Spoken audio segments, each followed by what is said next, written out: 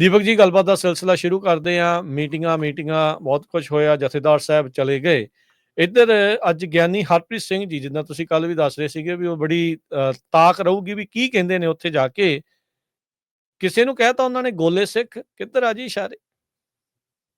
ਬਿਲਕੁਲ ਜੀ, ਕੱਲ ਮਸਤੂਆਣਾ ਸੰਤਾਂ ਦੀ ਬਰਸੀ ਦੇ ਮੌਕੇ ਜਿਹੜਾ ਸਾਲਾਨਾ ਸਮਾਗਮ ਹੁੰਦਾ ਹੈ, ਉਹ ਸਮਾਗਮ ਸੀਗਾ। ਜ਼ਿਆਦਾਤਰ ਤਾਂ ਸਿੱਧੇ ਰੂਪ ਦੇ ਵਿੱਚ ਉਹਦਾ ਕੰਟਰੋਲ ਤਾਂ ਢੀਂਡਸਿਆਂ ਦੇ ਪਰਿਵਾਰ ਕੋਲੇ ਹੁੰਦਾ ਹੈ। ਸੋ ਇਸ ਲਈ ਉਹਨਾਂ ਦੀ ਅਗਵਾਈ 'ਚ ਸਮਝ ਲਓ ਇਹ ਸਾਰਾ ਸਮਾਗਮ ਸੀਗਾ। ਤੇ ਇਸ ਵਾਰ ਬਸ ਸੁਖਬੀਰ ਬਾਦਲ ਵਾਲੀ ਅਕਾਲੀ ਦਲ ਵਾਲੀ ਧਿਰ ਤੋਂ ਇਲਾਵਾ ਬਾਕੀ ਸਾਰੀਆਂ ਧਿਰਾਂ, ਪੰਥਕ ਧਿਰਾਂ ਮੰਚ ਤੇ ਸੀਗੀਆਂ ਜੀ। ਚਾਹੇ ਉਹ ਦਲਜੀਤ ਬਿੱਟੂ ਹੋਣ ਵਾਲਾ ਧਿਰ ਹੋਵੇ, ਚਾਹੇ ਸਰਬਜੀਤ ਸਿੰਘ ਖਾਲਸਾ ਹੋਣ, ਚਾਹੇ ਅੰਮ੍ਰਿਤਪਾਲ ਦੇ ਪਿਤਾ ਹੋਰੀ ਹੋਣ, ਹੈਨਾ। ਉਸ ਤੋਂ ਬਿਨਾਂ ਹੋਰ ਧਿਰਾਂ ਤੇ ਉਹਦੇ ਵਿੱਚ ਹੀ ਸੁਧਾਰ ਲਹਿਰ ਵਾਲੇ ਲੀਡਰ ਗੁਰਪ੍ਰਤਾਪ ਬਡਾਲਾ, ਸੁਰਜੀਤ ਰੱਖੜਾ, ਇਹ ਸਾਰੇ ਵੀ ਮੰਚ ਤੇ ਨਜ਼ਰ ਆਏ ਤੇ। ਪਰ ਸਭ ਦੀਆਂ ਨਜ਼ਰਾਂ ਅਡੀਕ ਰਹੀਆਂ ਸੀ ਜਥੇਦਾਰ ਗਿਆਨੀ ਹਰਪ੍ਰੀਤ ਸਿੰਘ ਹੋਰਾਂ। ਜਥੇਦਾਰ ਗਿਆਨੀ ਹਰਪ੍ਰੀਤ ਸਿੰਘ ਹੋਰਾਂ ਨੇ ਆਪਣੇ ਰੁਤਬੇ ਦੀ ਉਸ ਮਰਿਆਦਾ ਨੂੰ ਧਿਆਨ 'ਚ ਰੱਖਦਿਆਂ ਧਾਰਮਿਕ ਹਵਾਲੇ ਨਾਲ, ਇਤਿਹਾਸਕ ਹਵਾਲੇ ਨਾਲ ਆਪਣੀ ਤਕਰੀਰ ਕੀਤੀ। ਠੀਕ ਹੈ। ਪਰ ਉਹਨਾਂ ਦੇ ਇਸ਼ਾਰੇ ਬੜੇ ਸਪਸ਼ਟ ਸੀ।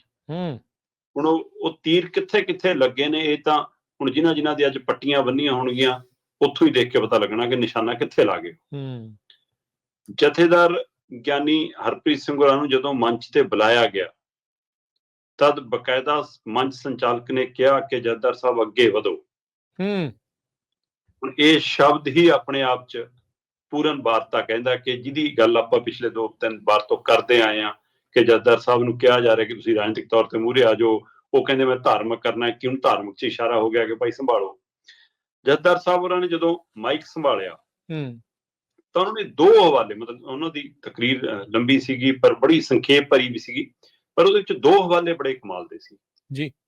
ਪਹਿਲਾ ਹਵਾਲਾ ਉਹਨਾਂ ਨੇ ਇੱਕ ਮਹਾਰਾਜਾ ਰਣਜੀਤ ਸਿੰਘ ਤੇ ਰਾਜ ਭਾਗ ਦੇ ਸਮੇਂ ਦਾ ਦਿੱਤਾ।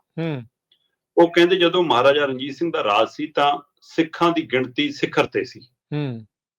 ਤਾਂ ਸਿੱਖਾਂ ਦੀ ਮਤਲਬ ਕਿ ਤਾਦਾਦ ਇਸ ਕਦਰ ਸੀ ਕਿ ਕਿਉਂਕਿ ਉਹਨੂੰ ਸਿੱਖ ਰਾਜ ਕਿਹਾ ਜਾਂਦਾ, ਪਹਿਲੇ ਸਿੱਖ ਰਾਜੇ ਵਜੋਂ ਵੀ ਉਹਨਾਂ ਨੂੰ ਕਿਹਾ ਜਾਂਦਾ। ਗਿਆਨੀ ਹਰਪ੍ਰੀਤ ਸਿੰਘ ਕਹਿੰਦੇ ਕਿ ਜਿੱਦਾਂ ਹੀ ਮਹਾਰਾਜਾ ਰਣਜੀਤ ਸਿੰਘ ਦਾ ਰਾਜ ਮੁੱਕਿਆ ਤਾਂ ਰਾਜ ਭਾਗ ਦੇ ਜਿਹੜੇ ਇੱਛਕ ਹੋਣ ਦੇ ਨਾਤੇ ਸਿੱਖ ਬਣੇ ਸੀ, ਉਹਨਾਂ ਨੇ ਪੱਗਾਂ ਲਾ ਕੇ ਟੋਪੀਆਂ ਲੈ ਲਈਆਂ। ਉਹ ਕਹਿੰਦੇ ਕਿ ਇਹ ਸਿੱਖ ਸਿਰਫ ਰਾਜ ਭਾਗ ਦੇ ਲਾਲਚ ਲਈ ਸੀ। ਹੁਣ ਉਹਨਾਂ ਦਾ ਮੌਜੂਦਾ ਸੰਦਰਭ ਦੇ ਵਿੱਚ ਇਹ ਇਸ਼ਾਰਾ ਕਿਹਨੂੰ ਸੀ ਕਿ ਜਦੋਂ ਤੱਕ ਤੁਹਾਡੇ ਕੋਲ ਰਾਜ ਭਾਗ ਸੀ ਤਦ ਤੱਕ ਤੁਸੀਂ ਕਹਿੰਦੇ ਸੀ ਸਾਰਾ ਕੁਝ ਸਾਡਾ ਸਿੱਖੀ ਸਿਧਾਂਤ ਵਾਲਾ। ਹਾਂਜੀ। ਤੇ ਜਦੋਂ ਹੁਣ ਰਾਜ ਭਾਗ ਗਿਆ ਤੇ ਤੁਹਾਡਾ ਸਿੱਖੀ ਤੋਂ ਵੀ ਮੋਹ ਮੁੜ ਗਿਆ ਤੇ ਹੁਣ ਤੁਸੀਂ ਕਹਿੰਦੇ ਹੋ ਅਸੀਂ ਤਾਂ ਜੀ ਨੈਸ਼ਨਲ ਪਾਰਟੀ ਆ ਜੀ, ਅਸੀਂ ਤਾਂ ਜੀ ਏਦਾਂ ਦੀ ਪਾਰਟੀ ਆ ਜੀ, ਅਸੀਂ ਤਾਂ ਜੀ ਆਹ ਕਰਨਾ ਜੀ, ਸਿਧਾਂਤ ਵੱਖਰੀ ਗੱਲ ਹੈ ਜੀ, ਸਿਧਾਂਤ ਦਾ ਸਾਨੂੰ ਫਿਕਰ ਨਹੀਂ, ਚੋਣ ਨਿਸ਼ਾਨ ਬਚਾਉਣਾ ਜੀ। ਕੀ ਇਸ਼ਾਰਾ ਸਿੱਧਾ ਉਸ ਧਿਰ ਵੱਲ?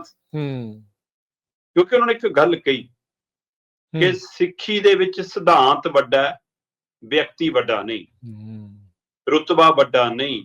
ਉਹ ਕਹਿੰਦੇ ਸਿਧਾਂਤ ਤੋਂ ਸਭ ਕੁਝ ਬਾਰਿਆ ਜਾ ਸਕਦਾ ਪਰ ਸਿਧਾਂਤ ਨਹੀਂ ਬਾਰਿਆ ਜਾ ਸਕਦਾ। ਸੋ ਇਸ ਨੂੰ ਸਪਸ਼ਟ ਸੀਗਾ ਕਿ ਤੁਸੀਂ ਸਿਧਾਂਤ ਨੂੰ ਇੱਕ ਪਾਸੇ ਰੱਖ ਕੇ ਸਿਰਫ ਆਪਣੇ ਅਹੁਦੇ ਰੁਤਬੇ ਬਚਾਉਣ ਲਈ ਲੱਗੇ ਹੋ।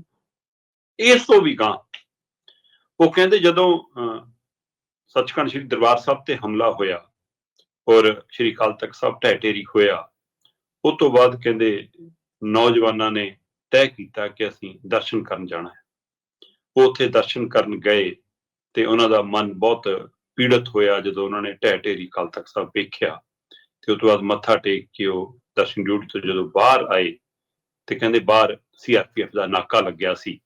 ਨਾਕੇ ਤੇ ਉਹ ਨੌਜਵਾਨ ਰੋਕ ਲਏ ਗਏ। ਉਹਨਾਂ ਨੂੰ ਪੁੱਛਿਆ ਕਿੱਥੋਂ ਆਏ ਹੋ? ਕਹਿੰਦੇ ਉਹਨਾਂ ਨੇ ਆਪਣਾ ਇਲਾਕਾ ਦੱਸਿਆ। ਕਹਿੰਦੇ ਨਹੀਂ ਹੁਣ ਕਿੱਥੋਂ ਆਏ ਹੋ? ਉਹਨਾਂ ਨੇ ਕਿਹਾ ਜੀ ਦਰਬਾਰ ਸਾਹਿਬ ਮੱਥਾ ਟੇਕ ਕੇ ਆਏ ਆ। ਕੌਣ ਹੋ ਤੁਸੀਂ? ਉਹ ਕਹਿੰਦੇ ਜੀ ਅਸੀਂ ਗੋਲੇ ਸਿੱਖਾਂ। ਤੇ ਕਹਿੰਦੇ ਉਹਨਾਂ ਦੇ ਅਫਸਰ ਨੇ ਪੁੱਛਿਆ ਕਿ ਉਹ ਕੌਣ ਹੁੰਦੇ ਨੇ? ਕਹਿੰਦਾ ਜੀ ਜਿਹੜੇ ਅਕਾਲ ਤਖਤ ਸਾਹਿਬ ਢਹਿ ਢੇਰੀ ਹੋਏ ਨੂੰ ਦੇਖ ਕੇ ਵੀ ਚੁੱਪ ਰਹਿ ਜਾਣ।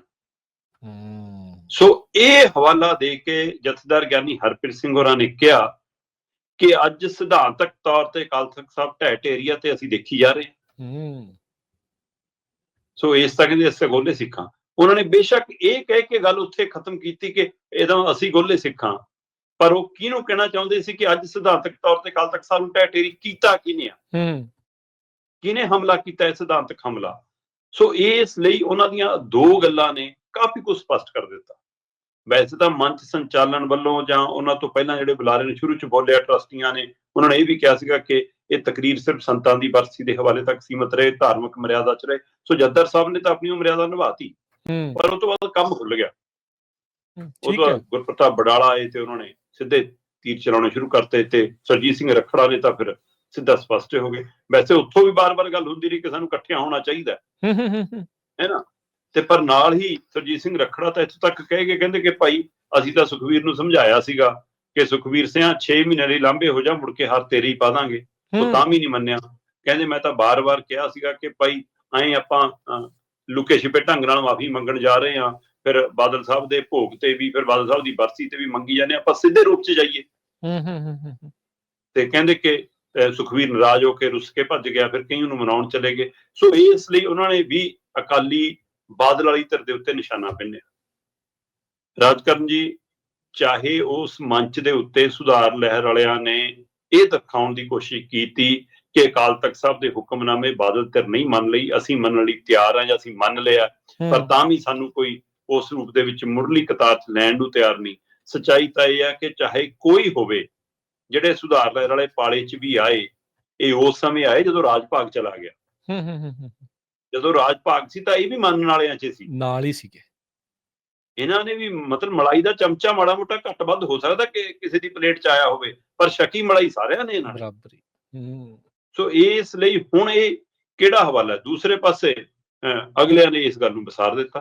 ਸੋ ਉੱਥੇ ਪੰਥਕ ਤਕਰੀਰਾਂ ਦੇ ਨਾਲ ਨਾਲ ਗਿਆਨੀ ਹਰਪ੍ਰੀਤ ਸਿੰਘ ਹੋਰਾਂ ਦਾ ਇਹ ਸਟੈਂਡ ਕਾਫੀ ਸਪਸ਼ਟ ਕਰ ਗਿਆ।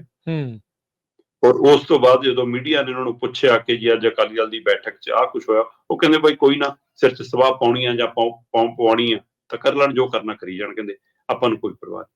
ਸੋ ਇਹਦਾ ਮਤਲਬ ਗਿਆਨੀ ਹਰਪ੍ਰੀਤ ਸਿੰਘ ਹੁਣ ਇਸ ਗੱਲ ਤੋਂ ਅਗਾਂਹ ਵੱਧ ਗਏ ਨੇ ਕਿ ਮੈਨੂੰ ਰੱਖਣਾ ਹੈ ਨਹੀਂ ਰੱਖਣਾ, ਮੈਨੂੰ ਕੱਢਣਾ ਹੈ ਨਹੀਂ ਕੱਢਣਾ, ਮੇਰੀਆਂ ਸੇਵਾਵਾਂ ਲੈਣੀਆਂ ਨਹੀਂ ਲੈਣਾ, ਮੈਂ ਆਪਣੀਆਂ ਸੇਵਾਵਾਂ ਦੇਣ ਦੇ ਲਈ ਕੌਮ ਦੀ ਕਚਹਿਰੀ 'ਚ ਉਤਰ ਗਿਆ। ਸੋ ਇਹਦਾ ਮਤਲਬ ਅੱਗੇ ਵੱਧ ਗਏ ਨੇ। ਹੁਣ ਉਹ ਕੀ ਧਾਰਮਿਕ ਖੇਤਰ ਦੀ ਨੁਮਾਇੰਦਗੀ ਕਰਨਗੇ? ਕੀ ਉਹਨਾਂ ਨੇ ਸਪਸ਼ਟ ਕਰ ਦਿੱਤਾ ਕਿ ਉਹ ਧਾਰਮਿਕ ਖੇਤਰ ਦੇ ਵਿੱਚ ਅਕਾਲੀ ਦਲ ਲਈ, ਬਾਦਲ ਧਿਰ ਲਈ, ਜਾਂ ਜਿਹੜੀਆਂ ਪੰਥ ਵਿਰੋਧੀ ਸ਼ਕਤੀਆਂ ਉਹਨਾਂ ਦੇ ਲਈ ਚੁਣੌਤੀ ਬਣਨਗੇ, ਜਾਂ ਜਿਹੜੇ ਉਹਨਾਂ ਤੇ ਸਵਾਲ ਖੜੇ ਨੇ ਉਹ ਉਹਨਾਂ ਨੂੰ ਵੀ ਸਪਸ਼ਟ ਕਰ ਪਾਉਣਗੇ? ਕੁਝ ਧਿਰਾਂ ਅਜੇ ਵੀ ਇਸ ਗੱਲ ਤੇ ਨੇ ਕਿ ਉਹ RSS ਦੇ ਸੰਪਰਕ 'ਚ ਨੇ ਜੀ, ਹੈ ਨਾ, ਉਹ BJP ਦੇ ਲੀਡਰਾਂ ਨੂੰ ਮਿਲਦੇ ਨੇ ਜੀ। ਸਵਾਲ ਤਾਂ ਇਹ ਹੈ ਕਿ ਇਹ ਉਹ ਗੱਲਾਂ ਕਹਿ ਵੀ ਉਹ ਰਹੇ ਨੇ ਜਿਨ੍ਹਾਂ ਦਾ ਲੰਮਾ ਸਮਾਂ RSS ਨਾਲ ਜਾਂ BJP ਨਾਲ ਸਾਂਝ ਰਹੀ ਹੈ। ਇਹ ਵੀ ਇੱਕ ਆਪਣੇ ਆਪ 'ਚ ਪਹਿਲੂ ਹੈ। ਸੋ ਇਸ ਲਈ ਅਜੇ ਬਹੁਤ ਕੁਝ ਸਪਸ਼ਟ ਹੋਣਾ ਬਾਕੀ ਹੈ, ਪਰ ਕਾਫੀ ਪਾਣੀ ਨਿਤਰਨ ਲੱਗ ਪਿਆ। ਕੀ ਲੋਕ ਖੜਨਗੇ ਨਾਲ ਹੁਣ ਆ ਤਕਰੀਰਾਂ ਤੋਂ ਬਾਅਦ ਚ ਗਿਆਨੀ ਹਰਪ੍ਰੀਤ ਸਿੰਘ ਹੋਣਾ ਦੇ? ਇਹ ਸਵਾਲ ਬਹੁਤ ਵੱਡਾ। ਇਹ ਦੇਖਣ ਵਾਲੀ ਗੱਲ ਹੈ ਕਿ ਕਿਵੇਂ ਲੋਕ ਮਤਲਬ ਕਿ ਉਹਨਾਂ ਦੇ ਸਾਥ ਦਿੰਦੇ ਨੇ ਜਾਂ ਨਹੀਂ ਦਿੰਦੇ, ਕਿਉਂਕਿ ਉਹਨਾਂ ਨੇ ਇੱਕ ਤਰ੍ਹਾਂ ਨਾਲ ਸੰਗਤ ਨੂੰ ਵੀ ਤਾਨੇ ਦੇ ਰੂਪ ਚ ਹਲੂਣਾ ਮਾਰਿਆ ਕਿ ਕੀ ਆਪਾਂ ਦੇਖਿਓ ਜਾਣਾ ਕਿ ਕੁਝ ਕਰਨਾ। ਜੀ ਬਿਲਕੁਲ।